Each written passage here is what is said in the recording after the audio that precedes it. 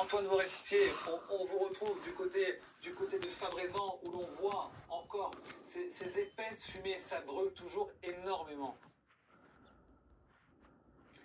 Oui, c'est la nouveauté depuis Ouais, ben, ça va quelques dizaines de minutes, parce que depuis ce matin, dans tout le paysage autour de nous, on ne voyait pas ce type de panache de fumée. Il y a donc des reprises de feu. Ça peut s'expliquer potentiellement par une légère reprise du vent. On avait zéro vent depuis ce matin. C'est en train de se lever progressivement et c'est peut-être ça qui fait que dans ce secteur, il y a ces reprises. On est dans le secteur des Palais. C'est entre Fabrezan et Saint-Laurent de la Cabrerie. C'est sur les images que vous voyez à l'instant de Baptiste Deveau. Ce sont des hélicoptères bombardiers d'eau, au moins un en tout cas, de ce que l'on voit à notre distance, qui s'attaque à cette incendie, à cette reprise de l'incendie. L'hélicoptère va apparaître à l'image, je pense, sur la gauche. Vous allez pouvoir le voir. Il effectue quelques largages avec, ça dépend des modèles, 400, 600, 800 litres d'eau à chaque largage. L'avantage dans ce secteur, c'est qu'il y a une rivière pas très loin dans laquelle ces hélicoptères peuvent se ravitailler et effectuer comme ça toutes les 3-4 minutes des largages pour tenter de mettre fin à cette reprise de feu dans un lieu assez escarpé qui semble, mais on est vraiment assez loin. On est à plusieurs centaines de mètres, donc c'est difficile de vous commenter, mais qui semble assez difficile d'accès pour les équipes au sol. Donc évidemment, les moyens aériens sont importants dans ces moments-là. Dans le même temps, ce que l'on voit aussi depuis quelques dizaines de minutes, ce sont les Canadair qui sont de retour. Ils sont passés juste au-dessus de nous tout à l'heure. Eux vont plus dans le secteur de Fabrezan a priori, un petit peu plus loin. On n'a pas vu exactement l'endroit où ils effectuaient ces largages, mais ça semble être plutôt derrière nous. Un secteur qui était déjà fortement touché hier. 4 Canadair de la sécurité civile mobilisés ce matin. On se souvient, voilà, à l'instant, vous voyez un largage de l'hélicoptère bombardier d'eau de l'autre côté. On se souvient qu'au plus fort de cet incendie, il y a 2 jours désormais, en termes de moyens aériens, on avait atteint le maximum en termes d'avions. C'était 9 Canadair et 5 avions Dash. La différence entre un Canadair et un Dash, c'est que les Canadair larguent de l'eau, les Dash, eux, larguent du retardant en fonction de la stratégie pour éteindre ce feu. C'est comme ça qu'on leur attribue les zones où ils doivent effectuer les largages. Aujourd'hui, donc 4 Canadair pour le moment qui effectuent des largages un petit peu en contrebas derrière nous, à plusieurs centaines de mètres, à d'autres endroits où il y a potentiellement donc des reprises de feu. Antoine Forestier avec Baptiste Deveau et bien sûr ces images impressionnantes, déjà ces épaisses fumées qui émanent de la forêt avec bien sûr les flammes de cet incendie qui sont au sol, les sapeurs-pompiers qui sont non loin de là, qui tentent de lutter, mais évidemment c'est difficile de le faire à échelle humaine, d'où ces renforts par ces moyens aériens avec ces largages en direct sur BFM TV, ces largages quasiment en continu. En l'occurrence, il s'agissait d'hélicoptères, bon, moins de capacité d'eau, mais des largages plus précis. Bonjour, lieutenant-colonel Frédéric Caro, merci de nous avoir rejoints. 130 largages, rien qu'hier, c'est des largages en continu, quoi. C'est conséquent. Alors effectivement, on a vu les 2 types de machines principalement, hein, des Dash et des Canadair pour les avions. Les Canadair qui vont faire des rotations en eau pour larguer très rapidement et pouvoir matraquer le feu. Et puis les Dash qui peuvent larguer en eau ou en retardant avec une quantité supérieure, 10 000 litres, mais qui peuvent séquencer leur largage en fonction du besoin. Mais là, sur de l'attaque massive, ils vont larguer leurs 10 000 litres d'eau ou leurs 10 tonnes de retardant. C'était principalement du retardant sur les travaux d'hier. Une rotation, ça prend combien de temps? Ça prend combien de temps en tout pour un Canadair, pour aller se charger, pour faire son largage, puis pour revenir au point initial? Tout dépend de la distance du point d'eau. Pour le Canadair, ils savent travailler en mer, sur des lacs, sur des points d'eau qui ont été reconnus à l'avance. On est dans une zone où la mer est pas très très loin, donc il y a quand même une possibilité de tourner à 10 minutes, un quart d'heure pour un Canadair. Pour un Dash, ça va être un petit peu plus long, il doit se poser pour pouvoir être rechargé, en l'occurrence sur ce qu'on appelle un pélicandrome, c'est-à-dire un petit aéroport sur une surface avec une piste suffisante pour qu'il puisse se poser, sur lequel on a mis une pompe et un système qui peut le recharger en une dizaine de minutes. Donc c'est plus compliqué pour l'un par rapport à l'autre, ça prend plus de temps en tout cas?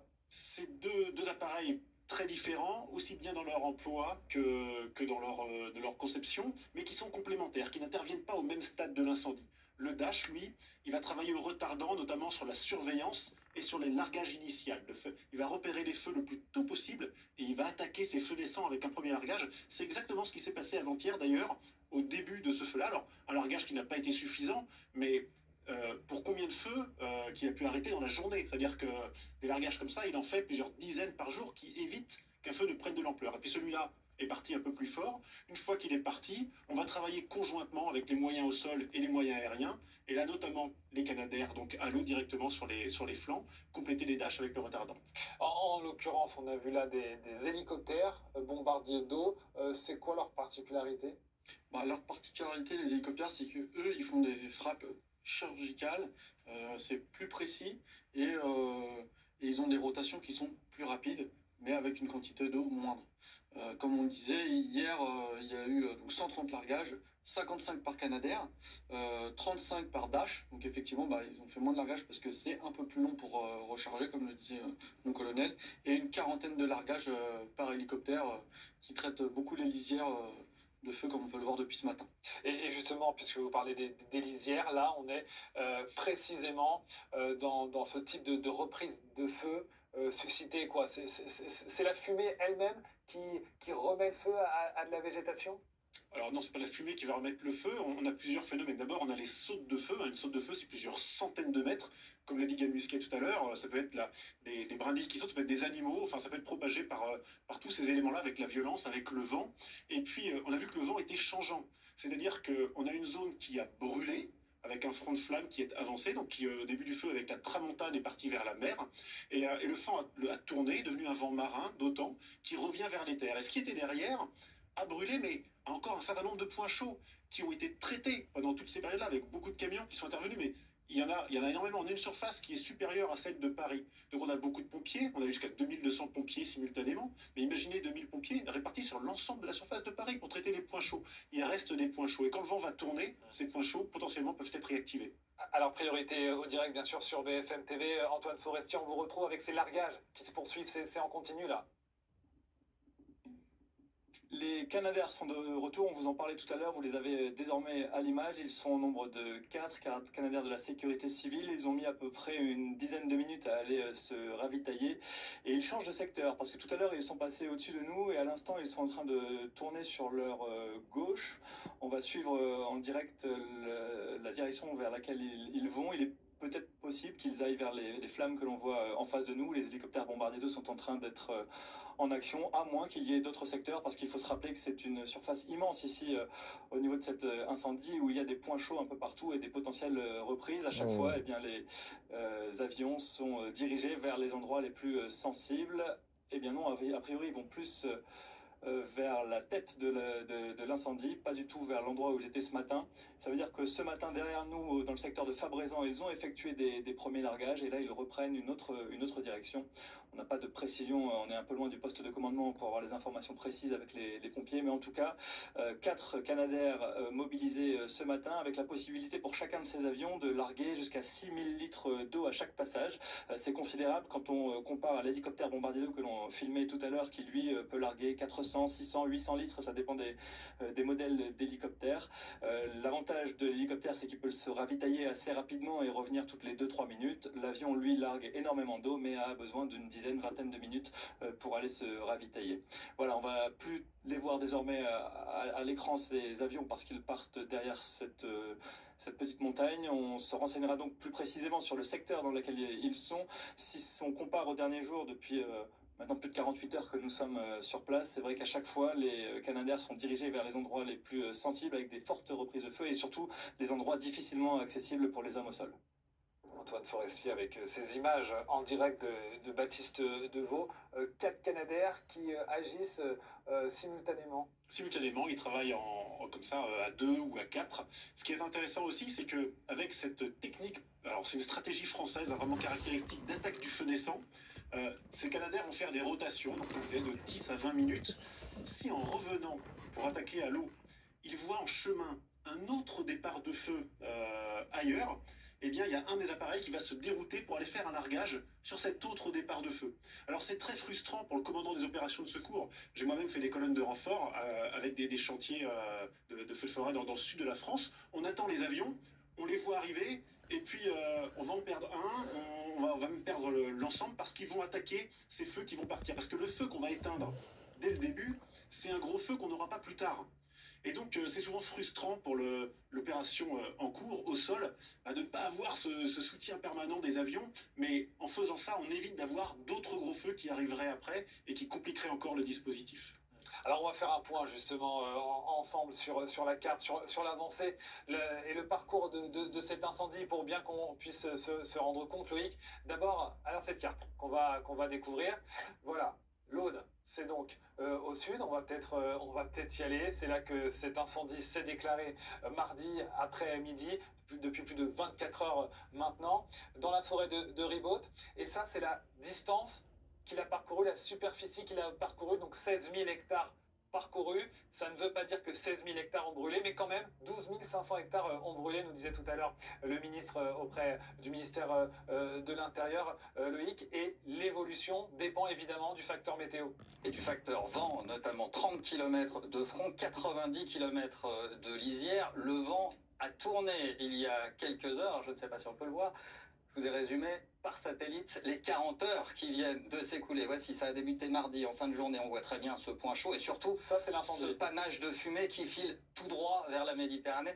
Nous étions en flux de tramontane la nuit. Est tombé, le vent lui aussi est retombé. Et vous voyez, le lendemain, c'était hier, ces panaches de fumée qui s'étirent sur une bonne partie du bassin méditerranéen. Et on continue de voir l'incendie. Et toujours ce point chaud.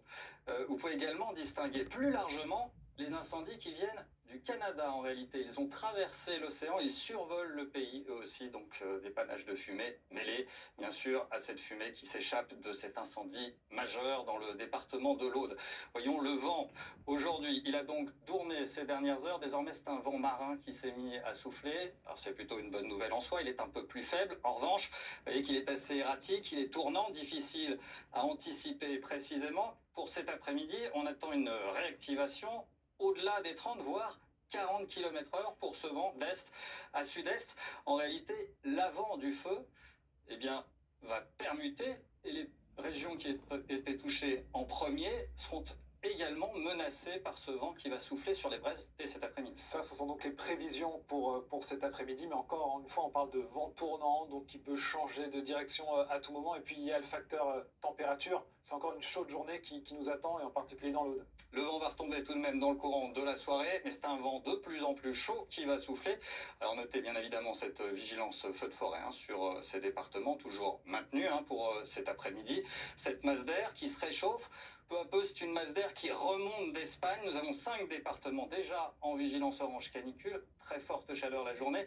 Forte chaleur également en pleine nuit. Vous voyez, pour cet après-midi, on aura déjà des pointes à 38, voire 39 degrés localement. Alors, dans un premier temps, dans les plaines du sud-ouest, on va ajouter 1 ou 2 degrés ensuite pour la journée de vendredi. Puis, ces fortes chaleurs vont remonter peu à peu vers le nord. On aura déjà une trentaine de degrés en région parisienne.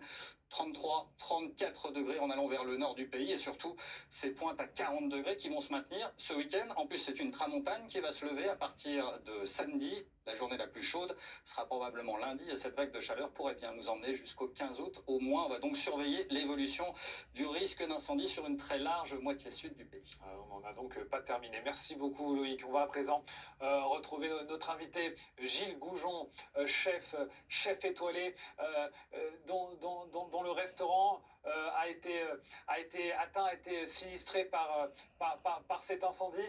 Quelles informations vous avez à nous donner? Ah, faut qu'il dise Jacques Eric. Allô? Oui, bonjour. On vous entend, vous êtes en direct sur BFM TV. Nous parlions de votre restaurant donc, qui a été touché et atteint par les incendies. Alors, je ne suis pas au restaurant, je suis à Béziers. Mon fils vient d'arriver à Fanjon. Je ne pouvais pas rentrer jusqu'à maintenant. Et il m'a envoyé.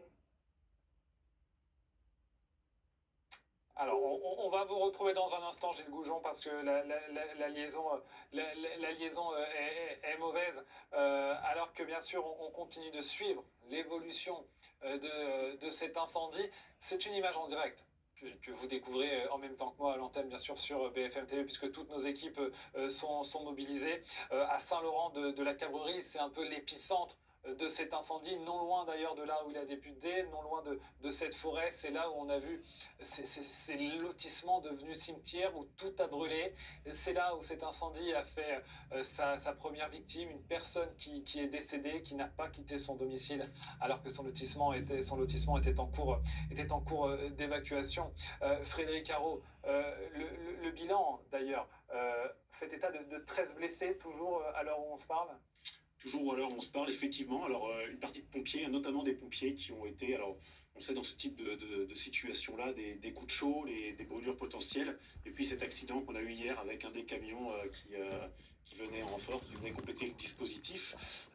C'est les risques de ce type de sinistre, les risques liés à la chaleur, liés à l'incendie, le risque routier qui cause chez nous, qui est la cause majeure d'ailleurs hein, de blessures et de tués chez les pompiers, donc qui est à prendre en compte également.